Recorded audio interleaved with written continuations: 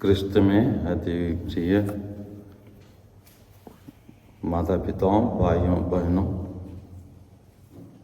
एवं स्वर्गीय विजयदासन भैया के पिताजी एवं उनकी मिसेस निशा दीदी, आज हमारी माँ कलीसिया विशेषकर एक महान संत को त्यौहार मना रही है। संत लूकस जो सुसमाचार का लेखक है,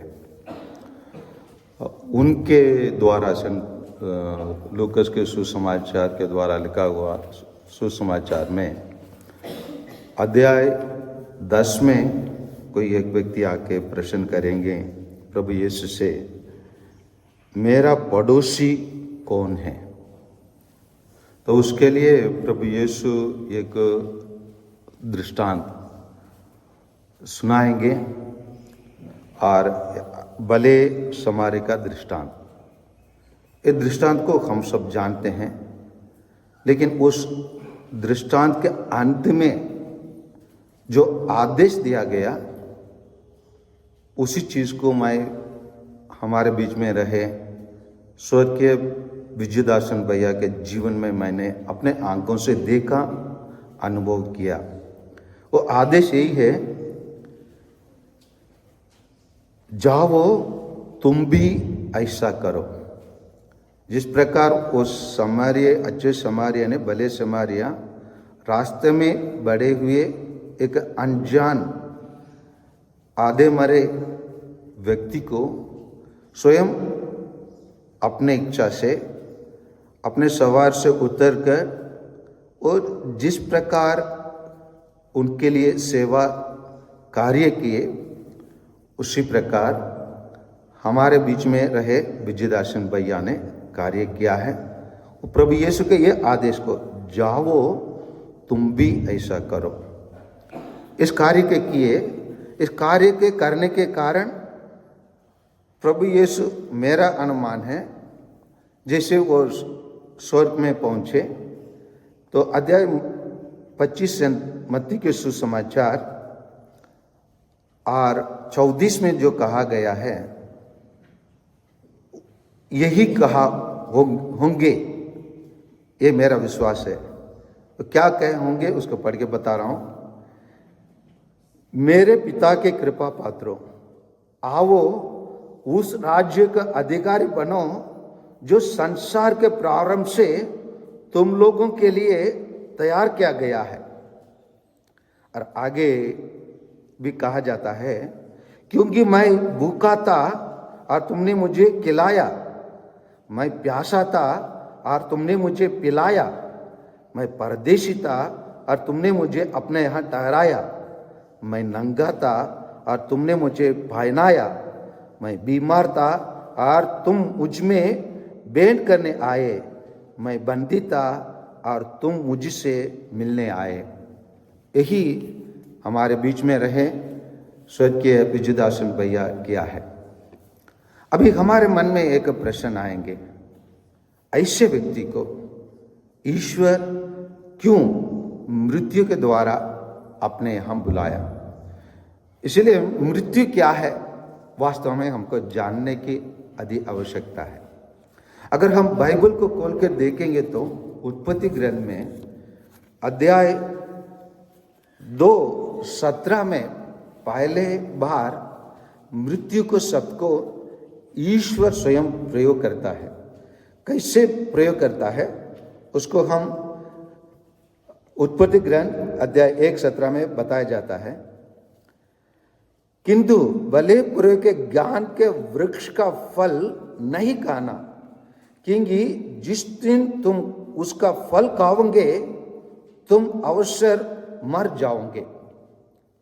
यहां पर मर जाओगे शब्द पहले बार बाइबल में प्रयोग किया जाता है।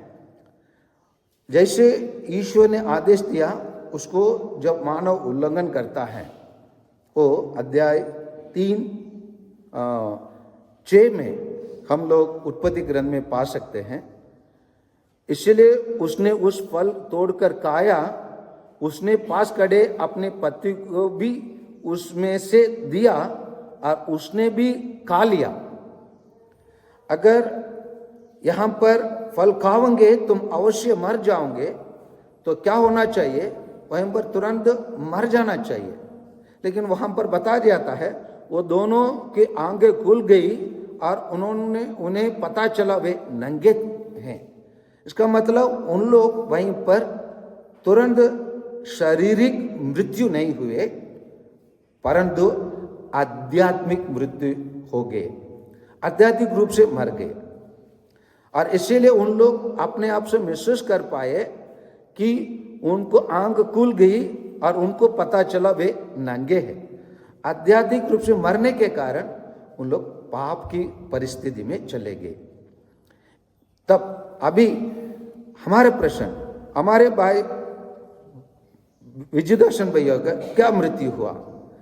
ये मृत्यु जैसे अध्याय 3:19 में कहा जाता है उत्पत्ति ग्रंथ में, तुम तब तक पसीना बहाकर अपने रोटी खाओगे जब तक तुम उसी भूमि में नहीं लौटेंगे जिससे तुम बनाए गए हो, क्योंकि तुम मिट्टी हो, मिट्टी में मिल जाओगे।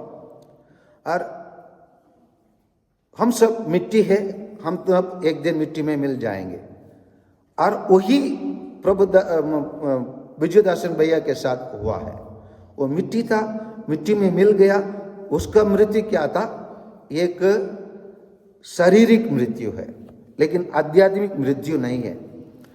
परंतु क्या है उसका मृत्यु जो हुआ है, उसके संबंधित संत योहन अध्याय 3:16 में कहते हैं, क्या कहते हैं? ईश्वर ने संसार को इतना प्यार किया कि उसने उसके लिए अपने एकलौते पुत्र को अर्पित कर दिया, जिससे जो उसमें विश्वास करता है उसका सर्वनाश ना हो बल्कि अनंत जीवन प्राप्त करे। तो भैया ने उस पर विश्वास किया, इसलिए जो उसमें विश्वास करता है उसको सर्वनाश होता है, परंतु अनंत जीवन प्राप्त करता है, अनंत जीवन प्राप्त करता है। लेकिन जैसे हम लोग रोमियो का लिखा हुआ पत्र अध्याय 6:23 में पाते हैं, क्या पाते हैं?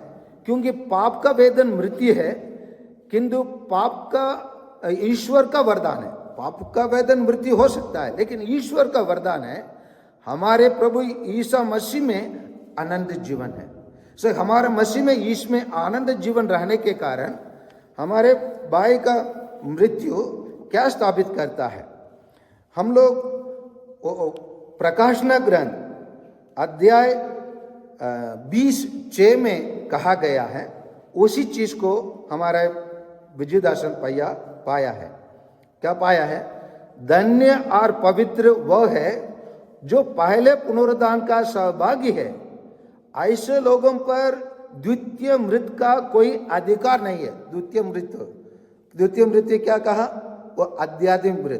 पहला मृत्यु शारीरिक मृत्यु उनका हुआ है, लेकिन द्वितीय मृत्यु आध्यात्मिक मृत्यु को उसको नहीं हुआ है। वे ईश्वर और मसीह के पुरोहित होंगे और उनके साथ 1000 वर्ष तक राज्य करेंगे। सो इसीलिए वो पुनर्जीवित हो गए और ईश्वर के साथ वो रहेंगे। और इसीलिए जो लोगों को 2 मृत्यु होंगे उसके बारे में बाइबल क्या बताता है? बाइबल यही बताता है 14:15 में अध्याय 20 प्रकाशना ग्रंथ में, इसके बाद मृत्यु और अधोलोक दोनों का अग्निकुंड में डाल दिया गया। वह अग्निकुंड द्वितीय मृत्यु है, जिसका नाम जीवन ग्रंथ में लिखा हुआ नहीं मिला, वह अग्निकुंड में डाल दिया जाएगा। वो केवल जो पाप किए और आध्यात्मिक रूप से द्वितीय मृत्यु पाए वही लोग अग्निकुंड में डाल दिया जाएगा। लेकिन हमारा भाई का साथ ऐसे नहीं हुआ। उसके साथ क्या हुआ?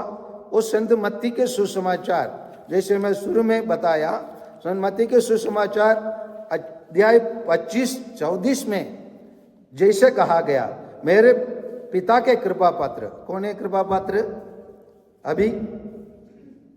अरे बताइए ना, विजयदासन भैया कृपा पात्र। उससे 20 दिन के पहले, जैसे हम आज का 20वां दिन मना रहे हैं, उसी दिन ईश्वर ने उनसे कहा, आओ और उस राज्य का अधिकारी बनो जो संसार के प्रारंभ से तुम लोगों के लिए तैयार किया है। क्योंकि उन्होंने संत लूकस जो आज का संत है वो लिखा, उनके द्वारा लिखा हुआ सुसमाचार अध्याय 10:37 में भले गडेरे के बारे में ना, भले समेरे के बारे में जो कहा गया, जाओ तुम भी ऐसा करो। वो अपने जीवन में बहुत दूर से 2,500 या 3,000 किलोमीटर दूर से आकर यहाँ के लोगों के मन के जीत कर, यहाँ के लोकल चुनाव में जीत कर नगर अध्यक्ष के रूप में वो काम किए। तो वो प्रभु यीशु का उस वचन को जरूर अपनाइए, उसके अनुसार वो जिए। इसीलिए आइए हम खुशी मनाइए, क्योंकि ईश्वर ने उनको अपना भले कृपा पात्र के रूप में उनको अपने स्वर्ग राज्य में स्वीकार किया है, और उसके राज्य का यहाँ जैसे अधिकारी थे उसी प्रकार उसको स्वर्ग राज्य में भी उसको अधिकारी बनाया है। और इसलिए हम खुशी मनाइए और ईश्वर को धन्यवाद दें। भले हमारे भाई आज शरीर के रूप में नहीं है, लेकिन आध्यात्मिक रूप में उसका जीवन स्वर्ग राज्य में है, और स्वर्ग राज्य में वो ईश्वर प्रभु यीशु क्रिस्त के साथ, यीशु क्रिस्त राजा के साथ वो उनकी प्रजा बन के, उनके एक मंदिर बन के, उनके एक अधिकारी बनकर वो हम पर है। वही है हमारा विश्वास। इस विश्वास में हम जिए, क्योंकि इस विश्वास में जीने के लिए, इस विश्वास के अनुसार मरने के लिए हम सब बुलाए गए हैं, क्योंकि इस विश्वास के अनुसार हम लोग सब एक दिन पुनर्जीवित होंगे। और इसलिए हम इस मिसा बलिदान में और भक्तिपूर्ण स्वरूप से हम भाग ले। साथ के साथ हम लोग हमारे बीच में रहने वाले विजयदासन भैया के पिताजी के लिए, उनके मिसेस हमारे दीदी निशा दीदी के लिए और उनके 2 बेटियों के लिए हम विशेष रूप से हम प्रार्थना करें। आमीन।